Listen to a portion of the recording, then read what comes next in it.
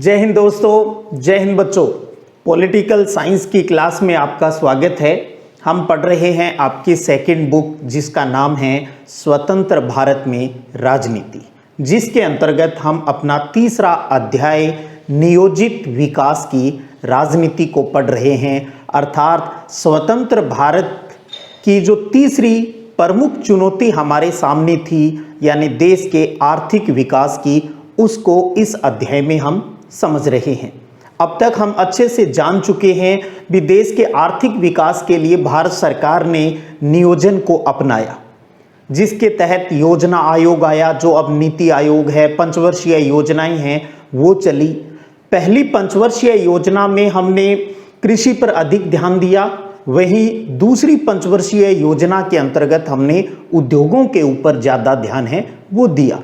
जब हमने कृषि पर अधिक ध्यान दिया तो हम औद्योगिक रूप से पिछड़ गए, और जब हमने उद्योगों के ऊपर अधिक ध्यान दिया तो हम कृषि के अंतर्गत पिछड़ गए, यानी हमारे सामने खाद्यान्न की भी समस्या है वो उत्पन्न हो गई थी। तो इस प्रकार से ये तीसरी जो देश के आर्थिक विकास की जो हमारे सामने चुनौती थी, ये सबसे कठिन साबित हमारे लिए हो रही थी। तो फिर भी शुरुआती जो हमारा नियोजन था उसके अगर परिणामों की बात करें भी, मुख्य परिणाम क्या निकला हमारे सामने, तो देश के आर्थिक विकास और लोगों की भलाई के लक्ष्य में हमें आंशिक सफलता मिली। यानी जो हमने सोचा 100% वैसा हमारे सामने नहीं हो पाया। शायद हम राजनीतिक रूप से कुछ स्ट्रॉन्ग डिसीजन है वो नहीं ले पाए। दूसरा विकास हुआ वो असमान। तो असमान विकास से जिन लोगों को अधिक लाभ मिला वो राजनीतिक रूप से ताकतवर हो गए, तो वो लोग ही आगे राजनीति में आ गए, तो कहां दूसरे गरीबों की पार पड़ने वाली थी। तो आप समझ पा रहे हैं आज का अपना महत्वपूर्ण टॉपिक है भी शुरुआती नियोजन के परिणाम क्या रहे। पहली पंचवर्षीय योजना, दूसरी पंचवर्षीय योजना में हमने जो काम किए उसका रिजल्ट हमारे सामने किस रूप के हमें दिखाई दिया। तो उसी चीज को हम पढ़ने जा रहे हैं आज के अपने इस वीडियो सेशन में, जिसमें पहला पॉइंट जो हमारा रहेगा बुनियाद यानी आधारभूत संरचना, इसके अंतर्गत क्या चेंज आया। दूसरा हम भूमि सुधार को लेकर हमने क्या किया, यानी क्या परिणाम हमारे सामने आए। और तीसरा, जब हमारे देश के अंदर 2 पंचवर्षीय योजनाओं के दौरान हमारे सामने खाद्यान्न की, खाने की भी जो संकट है, जो समस्या है वो उत्पन्न हो गई थी, तो किस प्रकार हम हरित क्रांति को लेकर आए। इसी कड़ी में हम सबसे पहले बात करते हैं बेसिक स्ट्रक्चर की, यानी बुनियाद की।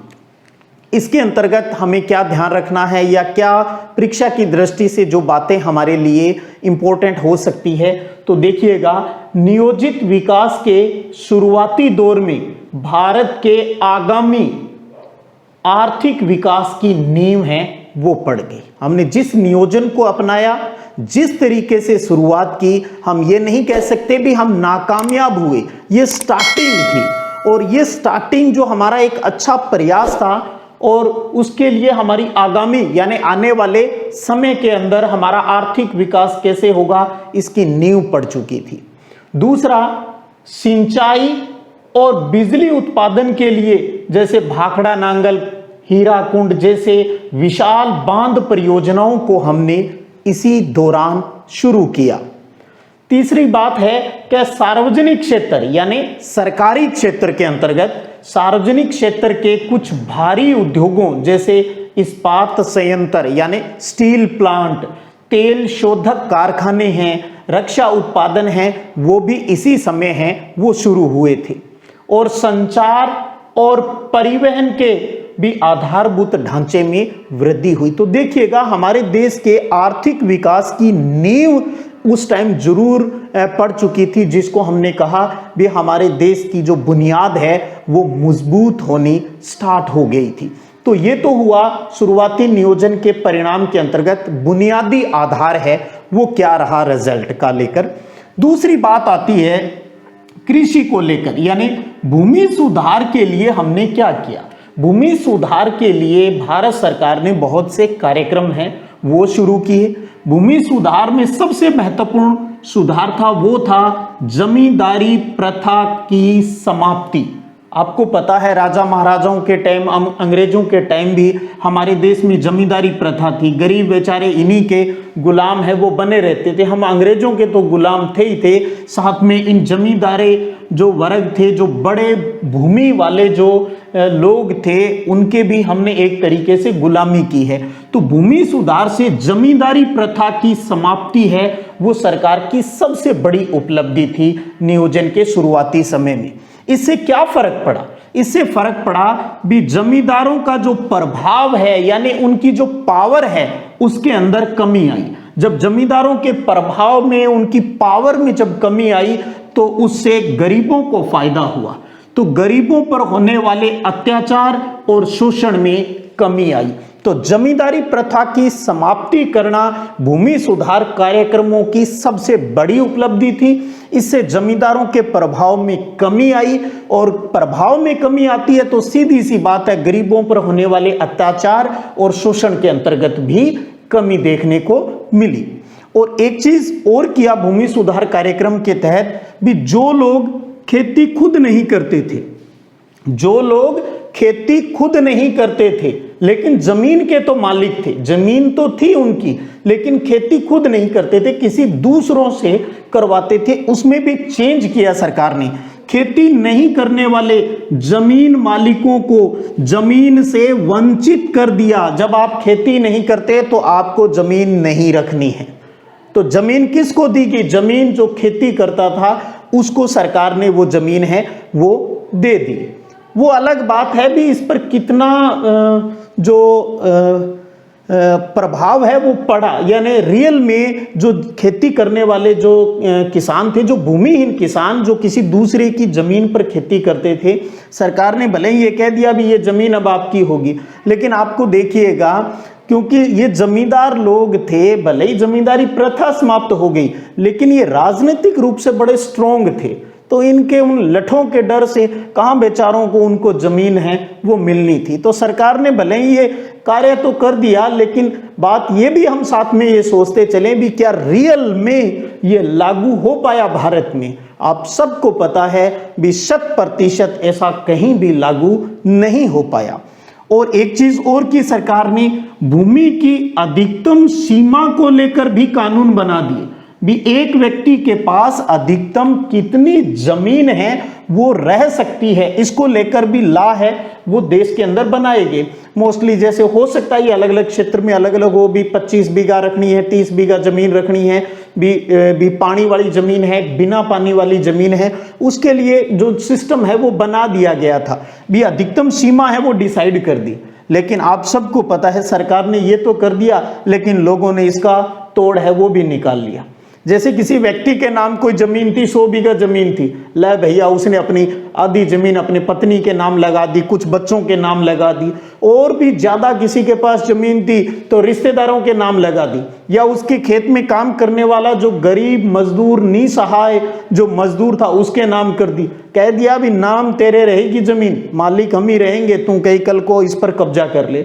वो अलग बात है, कुछ लोगों ने बाद में कब्जा किया क्योंकि उन्होंने कहा भी हमें ये कानूनी अधिकार है भी, हम ये जमीन है वो ले सकते हैं क्योंकि हम ही खेती करते हैं। तो कुल मिलाकर चेंज तो आते रहे, कुछ तो प्रयास सरकार कर रही थी, वो अलग बात थी भी राजनीतिक कारणों से ये पूर्णतः प्रभावी है वो नहीं हो पा रहे थे। तो भूमि की अधिकतम सीमा के लिए भी सरकार ने कानून है वो बना दिए। एक चीज और अच्छी की सरकार ने चकबंदी को लेकर, चकबंदी की, चकबंदी आप समझेंगे क्या है इसका मतलब, जमीन के छोटे छोटे टुकड़ों को एक साथ कर दिया भी, किसी किसान की जो जमीन है वो अलग अलग टुकड़ों में अलग अलग थी तो उनको एक जगह समाहित करने की कोशिश की गई। तो जमीन के छोटे छोटे टुकड़ों को एक साथ किया गया ताकि खेती का जो काम है वो आसानी से हो सके। तो ये भी सरकार का एक अच्छा प्रयास था। और उसके साथ साथ ही बंटाई पर जमीन बोने वाले, यानी चौथे हिस्से, पांचवें हिस्से, तीसरे हिस्से, इसके आधार पर खेती करने वाले, या 50-50 आध के आधार पर जो खेती करने वाले थे, तो बंटाई पर जमीन बोने वाले काश्तकारों को कानूनी सुरक्षा प्रदान है वो भी सरकार द्वारा दी गई। तो ये कुछ भूमि सुधार कार्यक्रम हैं, वो शुरुआती टाइम में ही भारत सरकार ने लागू कर दिए। अब बात वही जो मैंने बीच बीच में आपको बताया भी, रियल में ये कितने लागू हुए, इसकी सच्चाई कितनी है, ये किसी से छुपी हुई नहीं है। अगर जो भूमिहीन किसान थे, जो भूमिहीन जनता थी, अगर वो लामबंद होती, यानी एक साथ मिलकर उन जमींदारों का विरोध करती, तो शायद कहानी कुछ और होती। लेकिन वो इतने ताकतवर नहीं थे इन जमींदारों के सामने भी, ताकि वो उनके लिए कानून बने हैं, उनके लिए लड़ाई है, वो लड़ सके। तो कुल मिलाकर एक चीज यहां ये भी देखने को मिली भी, सरकार ने कार्यक्रम चलाए, कुछ कानून बनाए, कानून के लिए सुरक्षाएं प्रदान की गई। इनमें कुछ कानून तो लागू हुए और कुछ कानून हैं वो कागजी बनकर ही रह गए।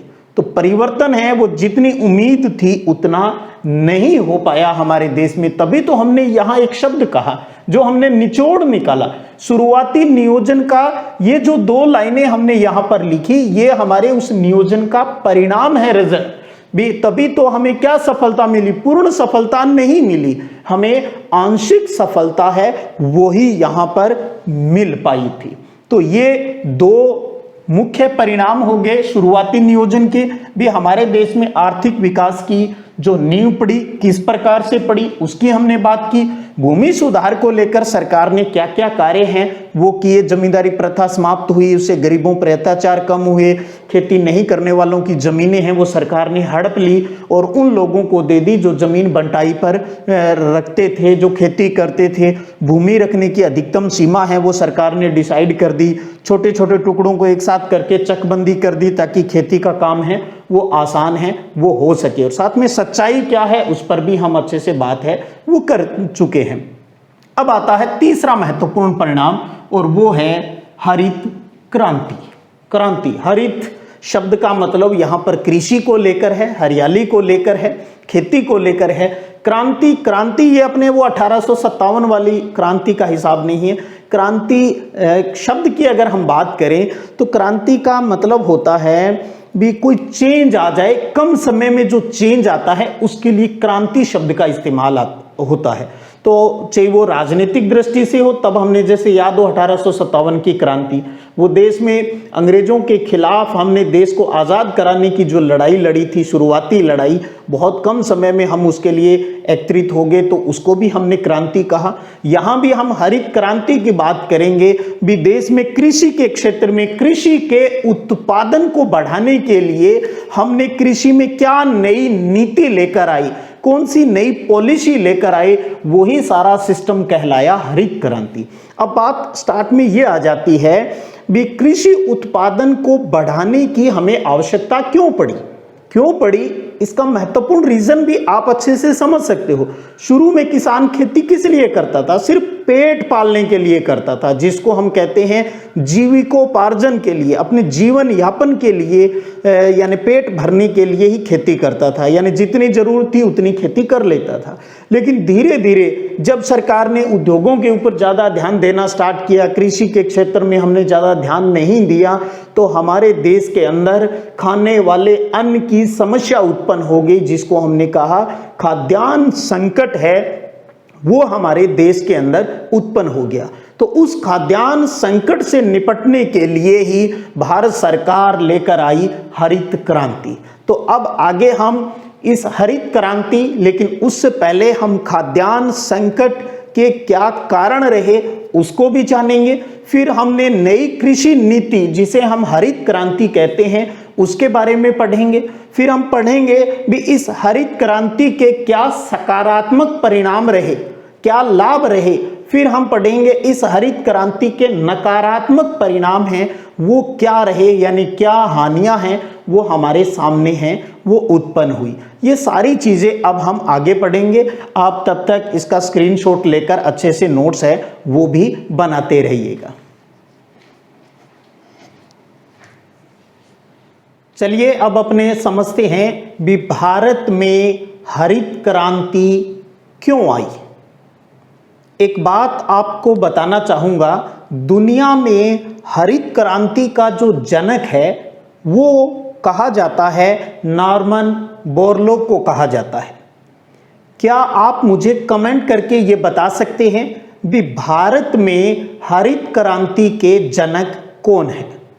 भारत में हरित क्रांति के जनक कौन है, इसे आप कमेंट बॉक्स में जरूर बताइएगा।